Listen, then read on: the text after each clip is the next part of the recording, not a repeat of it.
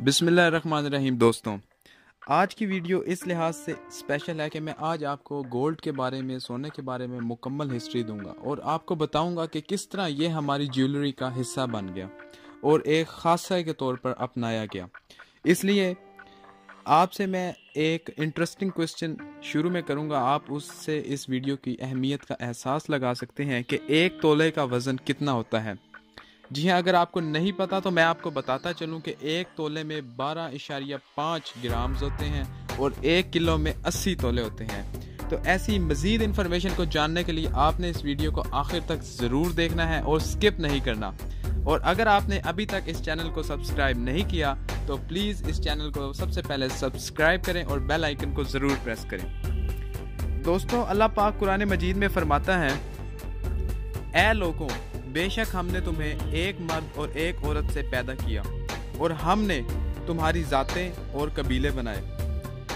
जी हाँ, जैसे कि इंसानियत को पहले कबीलों में तकसीम किया गया, हर कबीले ने अपनी सुपीरियरिटी को शो करने के लिए, अपनी सुपरसिटी को शो करने के लिए, अपने मोनोपली को, अपनी इजारादारी को शो करने के लिए अपना एक ब्रांड रखा। हर कबीले ने अपनी ज़ेबो आराइश के लिए एक नित नया तरीका अपनाया। ये नित नया तरीका इस दुनिया में ज्वेलरी की इजाद का बाइस बना। दोस्तों, अगर आप दुनिया की सबसे पुरानी ओल्डेस्ट सिविलाइजेशन का मुआयना करें, उसमें मिस्र, बल्गेरिया, अलजायर, पाकिस्तान में टेक्सला, मोहनजोदड़ो और फिर बुद्धिज़्म, अगर आप इनके कल्चर का स्टडी करें तो आपको पता चलेगा कि ज्वेलरी की यहाँ पर कितनी अहमियत है।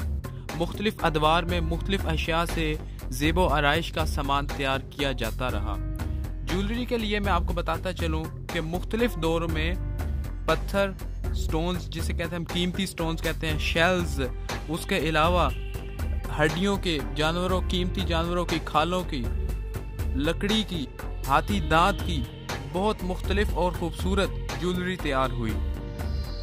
दोस्तों, स्पेनिश एक्सप्लोरर जब न्यू सिविलाइज्ड वर्ल्ड में आए तो उनके पास सोना काफ़ी तादाद में मौजूद था। वो इसको खूबसूरती और ताकत की अजीम शान निशानी समझा करते थे। उसके बाद 4000 कबल मसीह यूरोप में और 3000 कबल मसीह इराक में सोने की दरियाफ्त हुई। गोल्ड एक एलिमेंट है जिसका मेल्टिंग पॉइंट यानी वो टेम्परेचर जिस पर ये पिघल जाता है वो 1337 केल्विन है और वो टेम्परेचर जिस पर ये उबल जाता है यानी कि बॉइलिंग पॉइंट 3243 केल्विन है।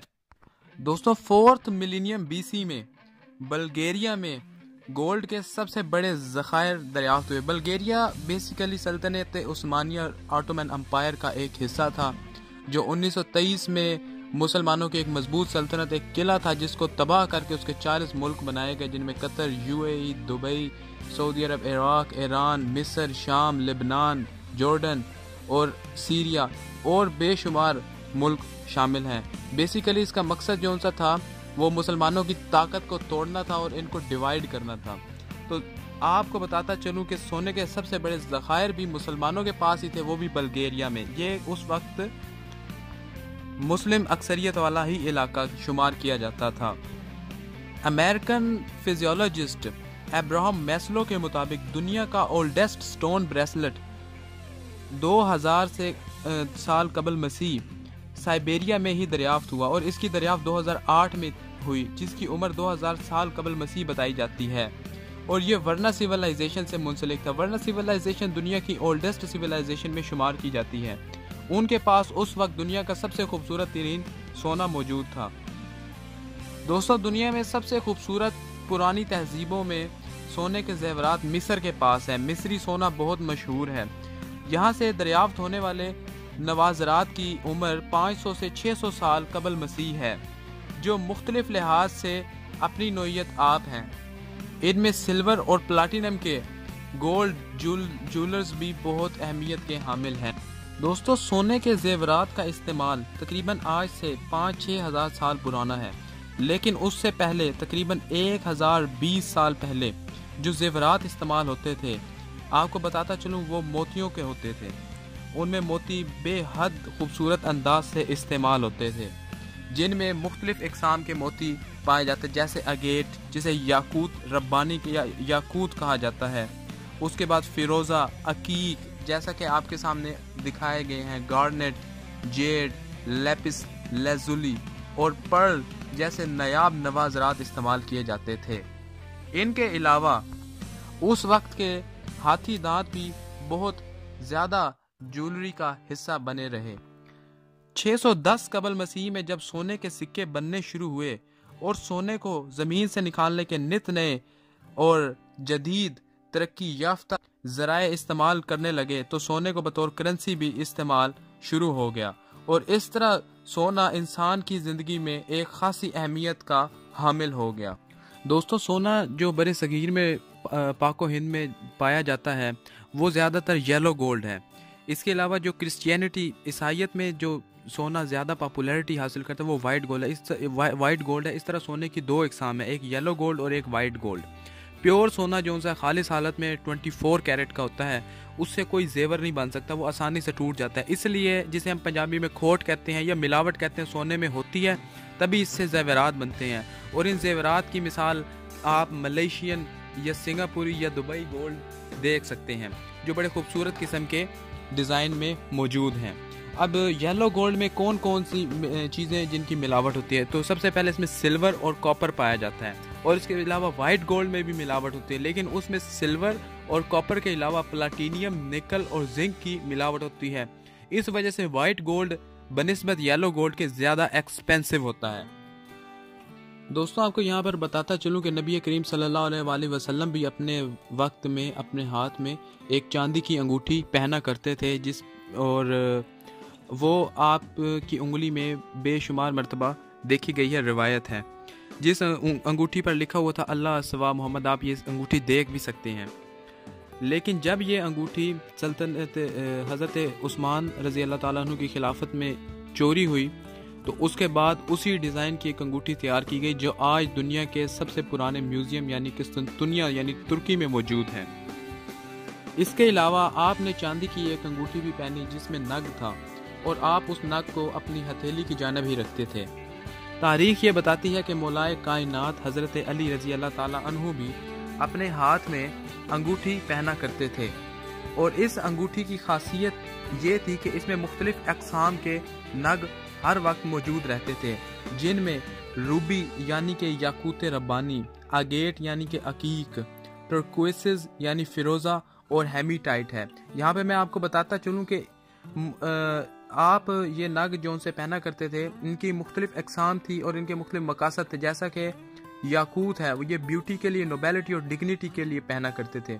اس کے بعد عقیق جو ان سا ہے آپ اس کو پروٹیکشن یعنی حفاظت کے لیے پہنا کرتے تھے، اور اس کے بعد جو فیروزہ ہے اس کو ڈیوائن ہیلپ یعنی شیطانیت سے بچنے کے لیے پہنا کرتے تھے۔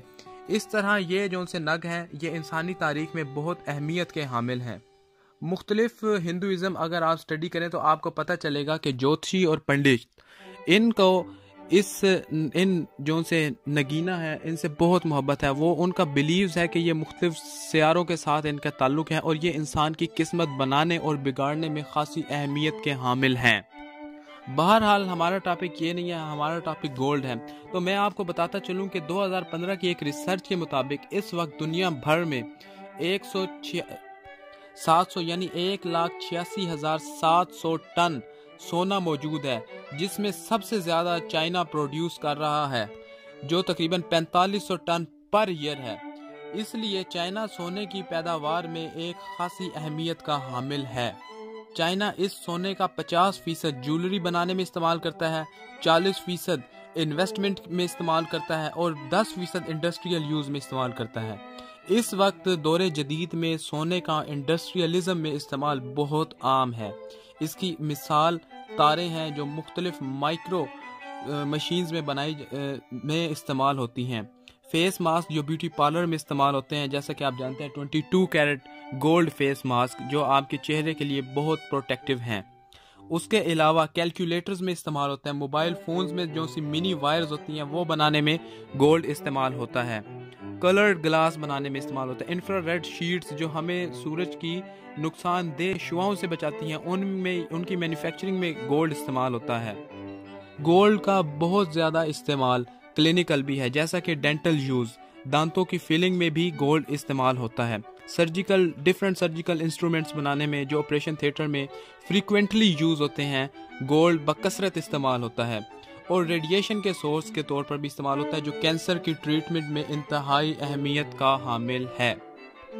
دوستو اس کے ساتھ گولڈ اس وقت سیٹلائٹس کے ڈیفرنٹ پارٹس بنانے میں استعمال ہوتا ہے، کیونکہ اس کا اٹامک نمبر سب سے زیادہ ہے، اس لیے یہ بہت اہمیت کا حامل ہے۔ چائنا کے بعد جو دنیا میں سب سے زیادہ سونے کے اس وقت ذخائر موجود ہیں وہ آسٹریلیا، اس کے بعد Russia, then U S A یعنی یونائٹڈ اسٹیٹس آف امریکہ، پھر Canada, then Peru, after South Africa, اس کے بعد Mexico and followed by Uzbekistan. تو یہ 9 ممالک ہیں جن کے پاس اس وقت دنیا کا سب سے زیادہ اور تقریباً 70% گولڈ موجود ہے۔ اگر آپ کو میری آج کی یہ ہسٹری کی ویڈیو اچھی لگی ہو تو اس کو لائک ضرور کیجیے گا، اور آپ سے گزارش ہے کہ اس کو پلیز اس کو شیئر کیجیے تاکہ زیادہ سے زیادہ لوگوں تک علم پہنچ سکے، اور آپ کو بتاتا چلوں کہ علم کی منتقلی بھی ایک صدقہ جاریہ ہے۔ شکریہ، اور میری نیکسٹ ویڈیو کو ضرور واچ کیجیے گا۔